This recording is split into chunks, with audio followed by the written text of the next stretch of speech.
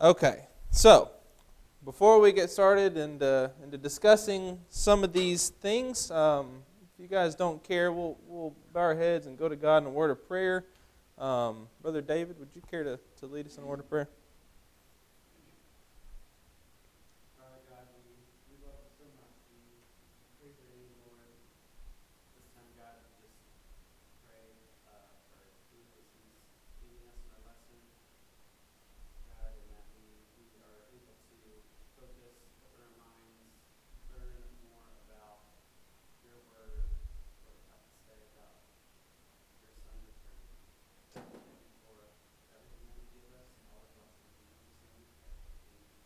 Amen.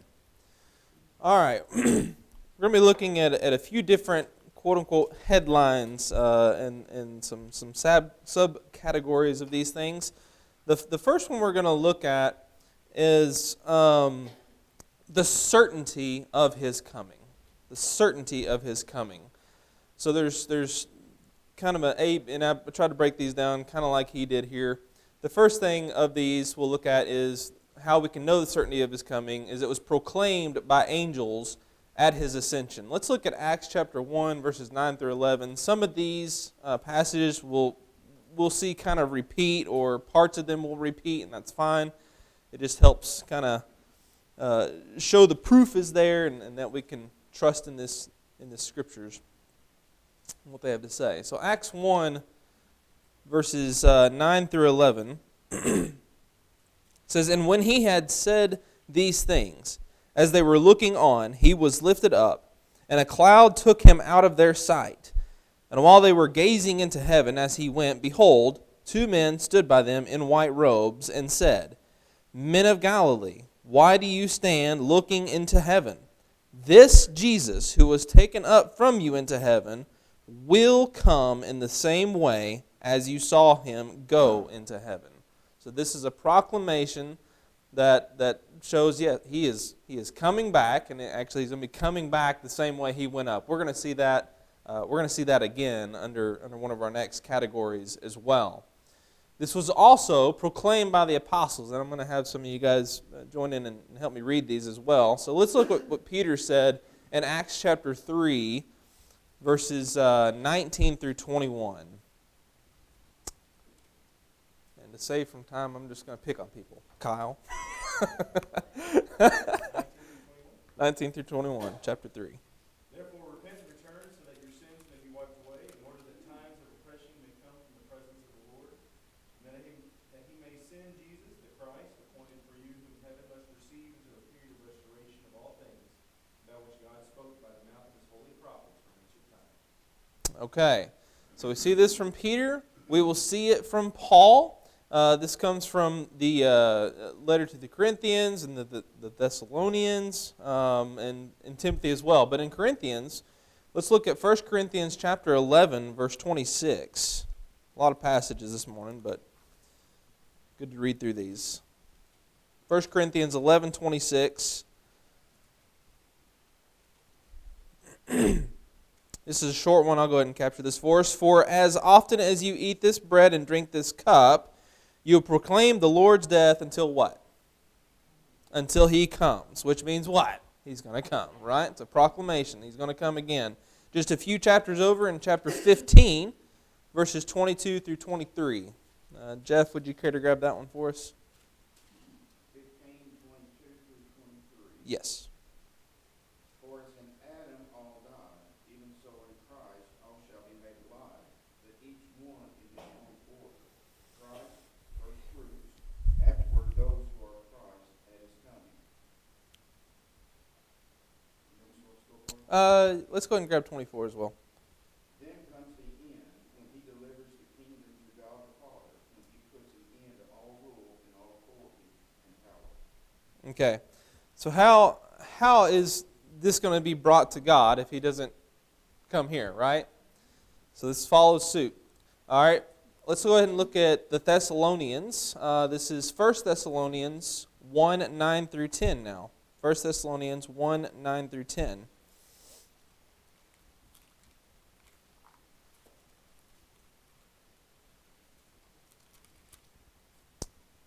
Let's just keep going down the line if you guys don't care. And if you don't want to read, just say pass.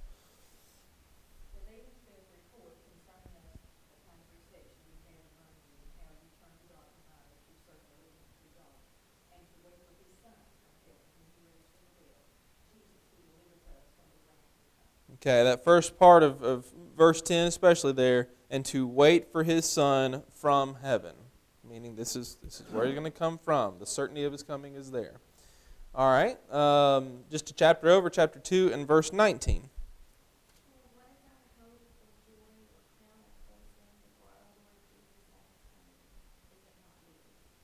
Okay, and then 3 and 13. So that he may establish your hearts blameless and holiness before God and Father at the coming of our Lord Jesus Christ with all his saints. All right, this is just on repeat right now. This is just really firming this up. Let's go ahead and look at 2 Timothy chapter 4 and verse 1 now.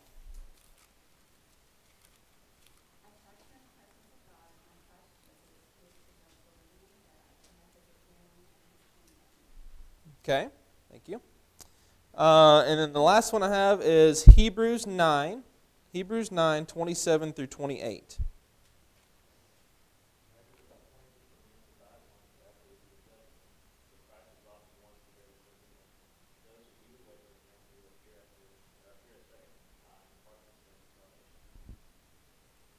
Okay. What version is that, out of curiosity? New King James? Okay. That's always so funny. It's like English Standard Version comparing to King James. So yeah, in verse 28, English Standard, so Christ, having been offered once to bear the sins of many, will appear a second time, not to deal with sin, but to save those who are eagerly waiting for him. And I want you all to capture that last phrase as well, the eagerly waiting for him. We're gonna come back to that later on. All right, and this is also proclaimed by Jesus himself. Let's look at John chapter 14. And this is verses 1 through 3, please.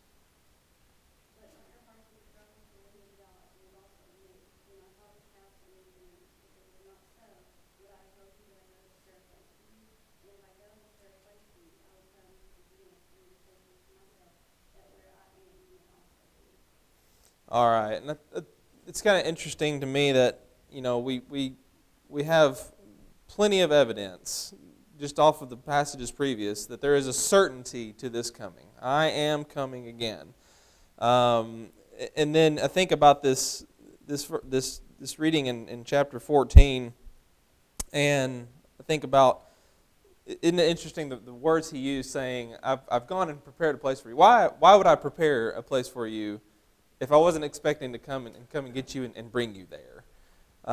So we just see this pounded in, and we can trust that there is the certainty of his coming. Any additions up to this point right now? You guys just raise your hands and come in and. This whole class has been a study of eschatology, and we've noticed primarily the various views that people hold. And I think one thing that a class like this, like what we're looking at, does for me is reminds us there is common ground. If I'm studying with someone who has a premillennial mindset, we can go. Let's go to scriptures and see what do we agree on. Where's our starting point? And this needs to be probably one of the primary places that we start. We can both agree we know he's going to return. And building off that, we can try to flesh out what the Bible reveals, but also flesh out what does that mean to do to me. I know that he's going to be here. That should have some impact. Yeah, and we're going to get into that, both later in this one and also in our next class as well. The Wednesday night class, Lord willing, we get through this one. There's a lot of notes. It's gonna be really good, and I'm gonna be honest. It's, you know how things come up at like times of life, and it just seems like it fits what you need at that time. This has really been one of those studies, honestly, for me. Some things just kind of punch you in the gut at the right times. It seems like. So it just really has, and I hope it's as good for y'all as it has been for me. Yes, ma'am.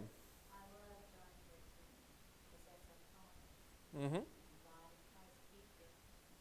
Yes. Yes.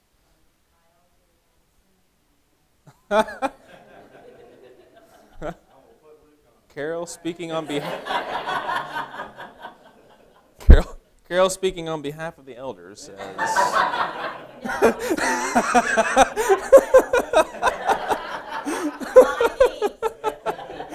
That's a fantastic. That's also one that ought to have some common grounds. People ought to be able to all come to the agreement that if anybody's going to keep their promise, it's God. So that's a good one. Really is. Absolutely. Absolutely. Yep. Promises there will be no more tears, no more pain. So we see that eagerness of looking forward to that as we talked about. We're going to see it again as well. So we've discussed the certainty of His coming. We're now going to move into talking about the manner of His coming. The manner of His coming. And the very first part of this, I way overthought. And I had just a silly conversation with my wife about. John had the note that said, He will come in person. And I said, do you think Jesus comes like what He looked like when He was here on earth, or in His, rabbit hole. But we're going to say He will come, quote unquote, however you want to imagine this, in person. All right? We saw this already in Acts chapter 1 and verse 11. We just read this, but just to briefly remind us on that, and said, Men of Galilee, why do you stand looking into heaven? This Jesus who was taken up from you into heaven will come in the same way as you saw Him go into heaven. So there is a manner the same way that He has gone, He's going to come. 1 Thessalonians 4, 15 through 17. Whoever we got to on the back row there, you don't care to grab that.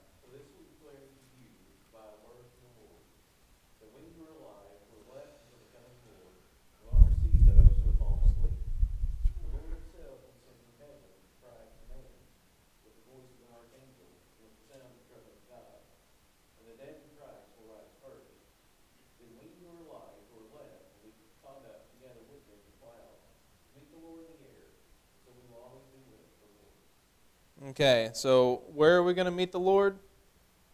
In the clouds in the air. All right, so the manner of His coming repeats again, and we're going to see this some more, that He's coming in these clouds. And John said a few classes ago, he used the phrase, clouds are key. I don't know if you remember that. He's like, clouds are key. Again, that's referenced in Acts 1:11 that we just read. Won't go there again. Referenced in 1 Thessalonians 4:17, which we just read. We can also look at Revelations chapter 1 and verse 7, where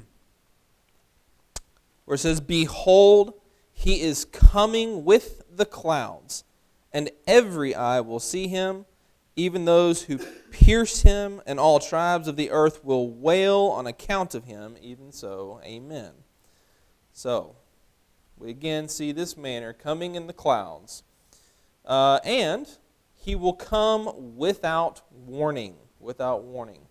Those who are close enough to, should be pretty close to 1 Thessalonians chapter 5. Let's look at that. 1 Thessalonians 5, 2 through 3.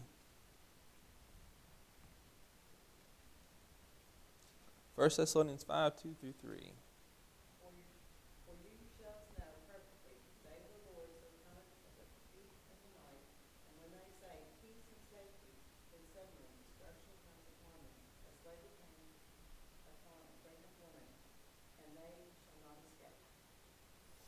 Okay, we talked about this before, and you probably heard it in lessons, but you think about the coming of a thief in the night. Number one, why does the thief come in the night?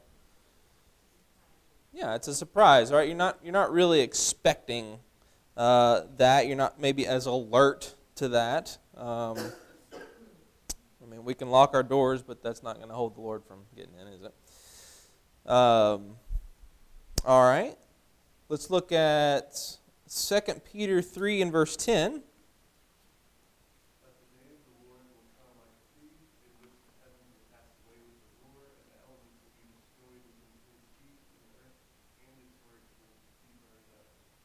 Okay. So it comes without warning, and is there any hiding from it? There is no hiding from it. So here's just a thought question, and you can reference 1 Thessalonians 5, 4 through 11 for this.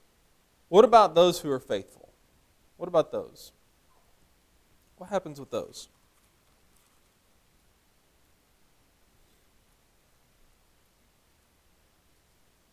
1 Thessalonians 5, 4 through 11. Anybody want to read it? For you are all children of light, children of the day. We are not of the night or of the darkness, so then let us not sleep as others do, but let us keep awake and be sober. For those who sleep sleep at night, and those who get drunk forget to rest. But since we belong to the day, let us be sober, having put on the breastplate of faith in mind, before our helmet and hope of salvation. For God has not destined us for wrath, but to obtain salvation through our Lord Jesus Christ, who died for us, so that whether we are awake or asleep, we have the Lord with us. Therefore, encourage one another and build one another up in the Lord. Okay, so this unexpected, this unknown time of coming, is it really a surprise to the faithful? No. Okay. So we don't know the time. The time may be a surprise, but it's not a surprise that he is coming. We have been told. We have been warned. So I think that's an interesting side note. And with joyful anticipation, we should await the Lord's coming. This is one that I had kind of a rabbit hole moment on, and I thought, if we're not joyfully looking forward to this, then are we really ready? Is there something that maybe we need to address in our lives so we can be in that mindset, that we can be looking forward to the coming of the Lord? Certainly there's moments in life when, I'll just be honest with you, I've feared and have been very scared of, if the Lord comes right now, where am I at? Where am I at? I don't need to be asking myself that question. I need to be knowing where I'm at, right? That's a very, very deep and hard thing to think about, but a good thing to think about nonetheless. Yes, sir. There used to be an older gentleman here many, many years ago, and, he would walk up to him, or he may walk up to you, and how you doing today? Is it a beautiful day, or something similar to that? His response would always be, it is. Take on a greater fear of the Lord that's coming. Always looking forward. That's great. Joyful anticipation. In Revelation 6, it talks about the martyrs that are under the altar that are crying out, how long? And you think about, what they're looking for. They're looking for the cloud. They're looking, throughout the Old Testament, God shows up in judgment in the cloud. And you're right, we've been warned, but it's not so much a warning to the faithful. It's a proclamation that your suffering is going to come to an end. And they're looking for that day when Yahweh shows up on his cloud. Because that means our suffering, our martyrdom, our pain, it's all over. Yeah. You think about everything we hear and see right now, especially with social media and the fake news and whatever, and how depressing that can be, defeating it can feel, and maybe that'll change our mindset on, boy, won't it be nice for that not to be an issue anymore, for us not to have to worry about these things. It's something to look forward to. Oh yeah, that's true. Well, personal story, but one of the last conversations I ever had with my grandpa, this is on my dad's side, before he passed away, was the conversation of death. And at the time I was I don't know, probably in the teens, and he just said, "I'm not afraid to die." And I could not wrap my head around that for the life of me. I was like, "What do you mean you're not afraid to die?" And he knew where he was, and he knew where he wanted to be. And looking back, I understand that answer now. I'm ready to be with the Lord. So, moving on, we've looked at the manner of his coming, that he will come in person, he will come with the clouds, he will come without warning, as a thief in the night. Okay? Now we're going to look at the purpose of his coming. This one is much more in depth. So the first we're going to look at is the purpose of his coming, to raise the dead. John chapter 5, verse 28 through 29.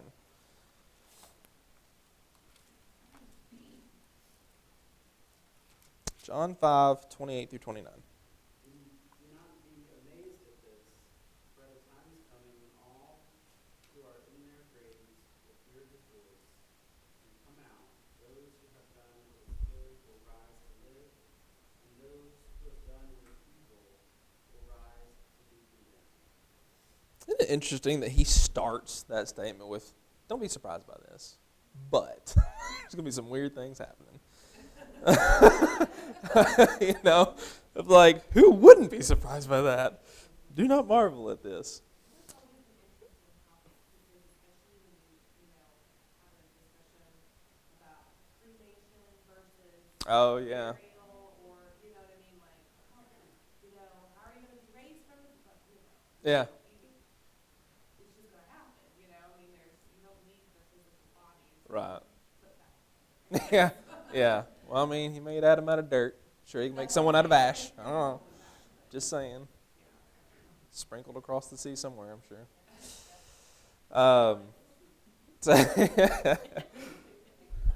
He's got it under control. We can count on that. If you're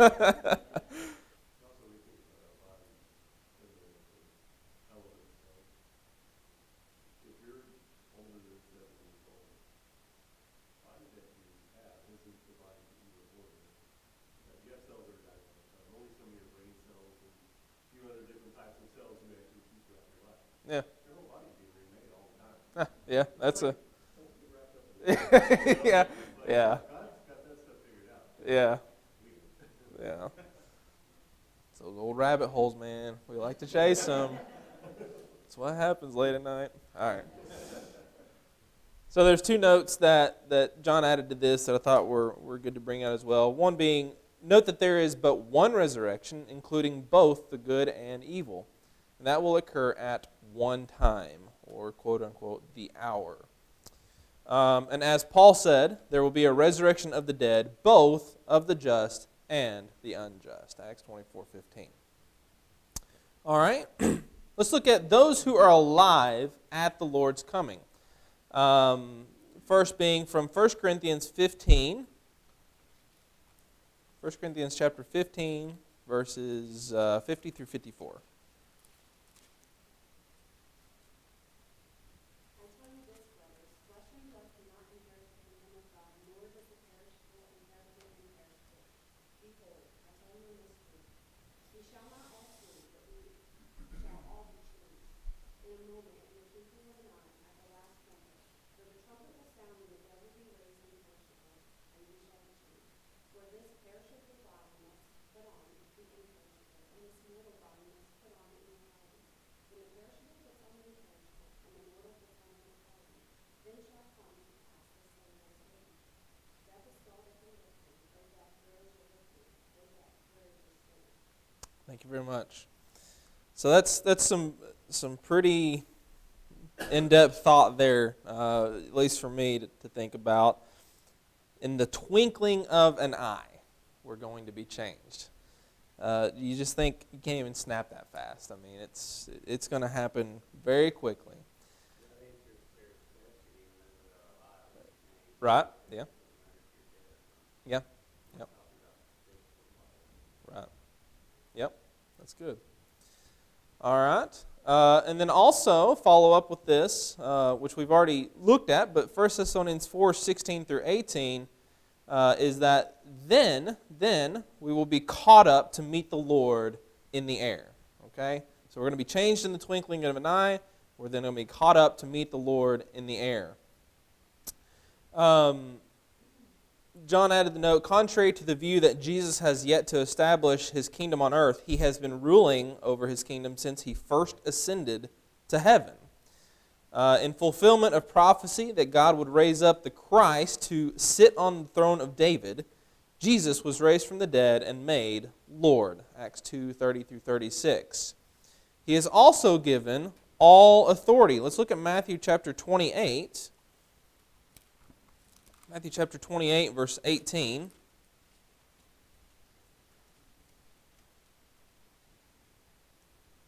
Short and sweet here, I'll capture this for us. And Jesus came and said to them, all authority in heaven and on earth has been given to me.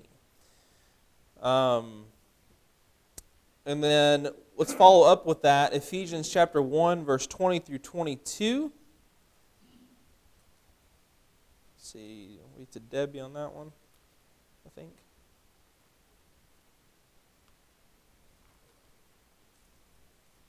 And Clarissa, would you be ready with 1 Peter 3:22? Ephesians 1, 20-22, if you have it.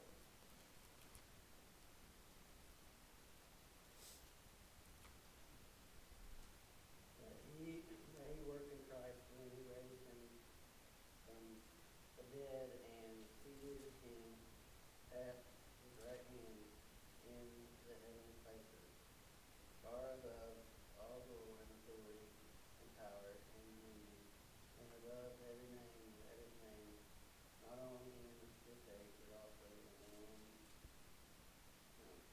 And he put all things under his feet and gave him as head over all things to the church, which is his body, the fullness of him, to fill in all in all.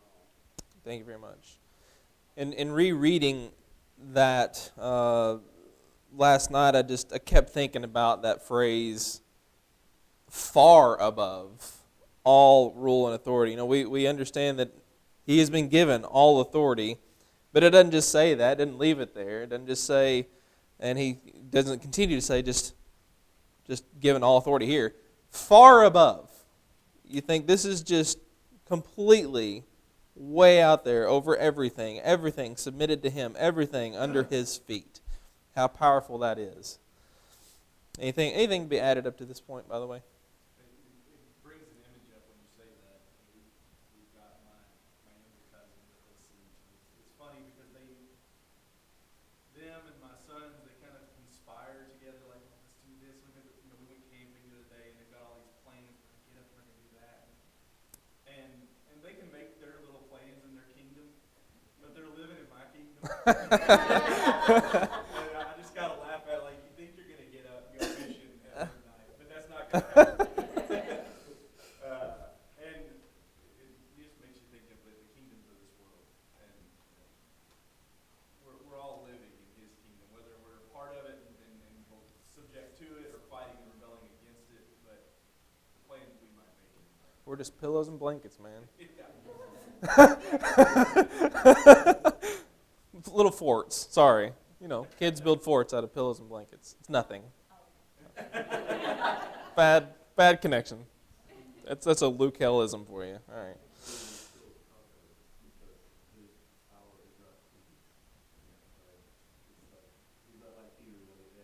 Right.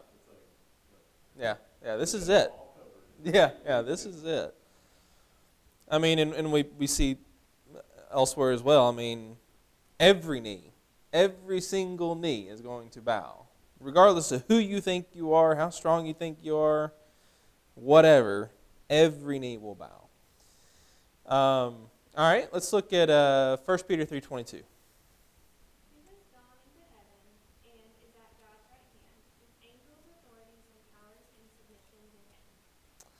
All right, you think about what is submitted to him even on the heavenly grounds, okay? This is far above everything on earth. Now everything is submitted in heaven as well, and at the right hand of God. You know, I kept going back and thinking about all these arguments the apostles had about who's the greatest, who's going to sit at your right hand, Jesus, and how they wanted that so bad for themselves.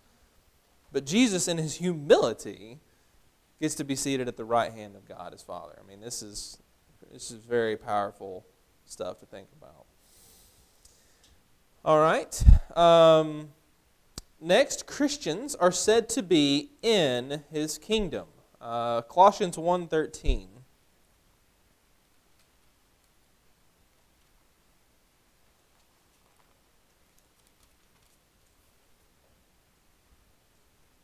You want to read it or do you want to skip?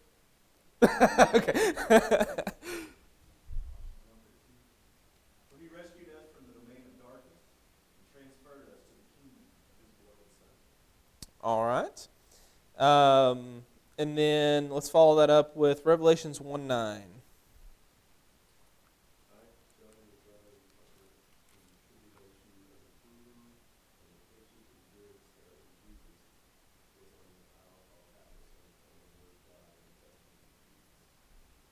All right. So we see both that we have been delivered from the power of darkness into His kingdom, and that here they're in the kingdom of Jesus Christ. And then Christ will continue to reign until what? 1 Corinthians 15:25. 1 Corinthians 15:25.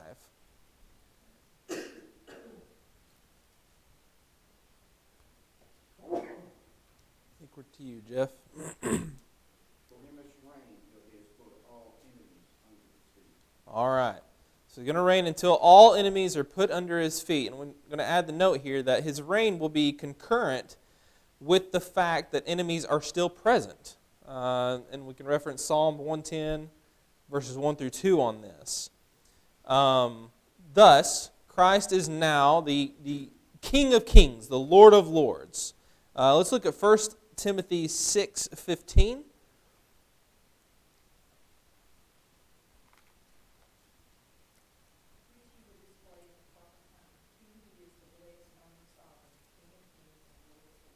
All right, that adds the blessed and only sovereign along with those Lord of Lords and King of Kings. And also in Revelation 19, verse 16.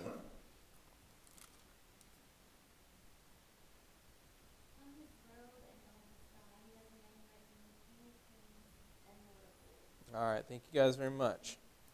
And also, I should have had somebody keep their thumb there, but back to 1 Corinthians 15, following up after 25, when it said that he must reign until he has put all his enemies under his feet, adding the last enemy to be destroyed is death. So death is going to be destroyed. And 1 Corinthians 15:51 through 54, behold, I tell you a mystery. We shall not all sleep, but we shall all be changed. In that moment, in the twinkling of an eye, at the last trumpet. For the trumpet will sound, and the dead shall be raised imperishable, and we shall be changed.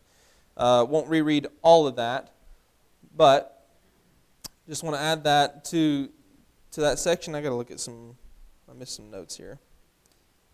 One moment.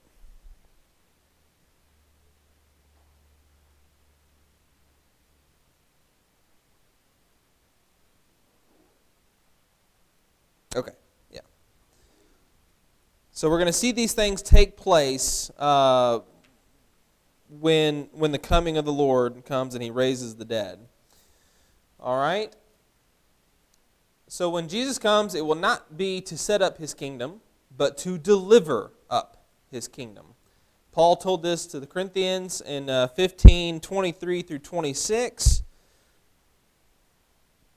23 through 26. But each in his own order, Christ the firstfruits, then at His coming those who belong to Christ. Then comes the end when He delivers the kingdom to God the Father after destroying every rule and every authority and power. For He must reign until He has put all His enemies under His feet. And then taught by Jesus in His parable of the tares. His kingdom will last until the end of this age, and after which the righteous will shine forth. That's in Matthew 13:36 through 43. We won't read all that. That's the first bell. All right, so I'm going to move through these a little bit quicker because I'm not going to make it otherwise.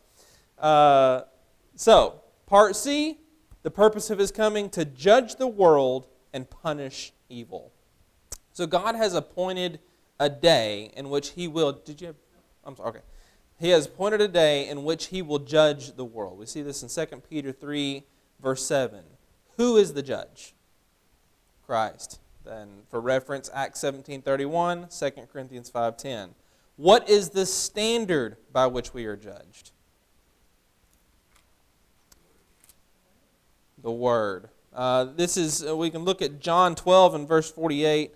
Close enough to that, I can capture that for us. The one who rejects me and does not receive my words has a judge. The word that I have spoken will judge him on the last day. Y'all got it right. All right. It will be a day of perdition, utter destruction of ungodly men. 2 Peter 3 and verse 7. And what happens to those whose names are not written in that book?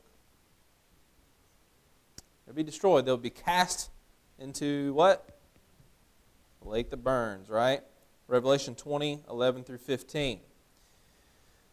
The purpose of his coming is to usher in the new heavens and the new earth. We see this taught by Peter in 2 Peter 3, 10 through 14. And it will follow the passing away of the present. It is fulfillment of God's promise. We already talked about. You can guarantee that God's promises are coming true. So it is fulfillment of that promise. It is something to look for. And it is a realm where righteousness dwells, and therefore the need for us to be found in peace. Okay? It is taught by John, Revelations 21, verses 1 through chapter 22 and verse 5. Kind of repeats the same story here. It will follow after the passing away. The new Jerusalem will abide, Revelation 21:20, and God will dwell with us. Revelations 22, 1 through 5. Anything up to this point? I'm kind of moving through these a little bit faster. That passage in Isaiah 65 is so interesting because it talks about how he's going to create a new heaven and new earth. He says the former things will not be remembered or even come to mind. And I've been to the Grand Canyon. I've seen amazing things in his creation. What he is going to create, those things won't even be a memory. Yeah. To look back on the awe of what he was. Yeah, I was going to say, and they're not even going to touch what's to come, what's to be seen. It's just, can't wrap our heads around that.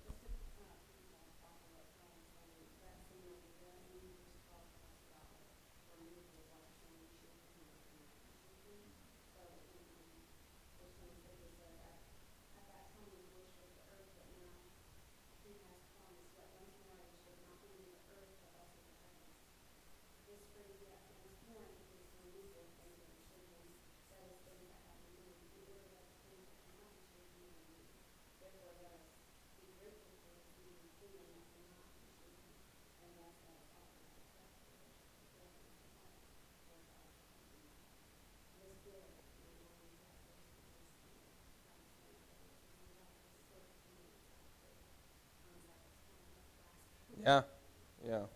That's great. Thank you. All right. Whew, made it to the conclusion with 2 minutes to spare. Take that, John. No, I'm joking. All right. The purpose of... He's going to listen to this. He's listening right now. Oh, Luke. All right. The purpose of Jesus' second coming can be summed up by his statement in Revelation 22, verse 12. Revelation 22, verse 12. Behold, I am coming soon, bringing my recompense with me to repay each one for what he has done. I'm going to follow up 13. I am the Alpha and the Omega, the first and the last, the beginning and the end. That Jesus has not yet come is only an indication of God's long suffering. But rest assured, that day will come. 2 Peter 3, 8 through 10. In the meantime, what should be our attitude toward that coming? We already said it once, but what should be our attitude toward that coming? Looking forward to it, anticipating it, joyfully anticipating it. right? Guys, thank you for bearing with me so much. We cut that right in the nick of time. Wednesday, we're going to look at the fact that Jesus is coming again, kind of the ready or not. We're going to talk about how we can be ready, things we can do to be prepared for that. So I look forward to discussing that with you guys, and then John will probably close us out the next Sunday. Thank you.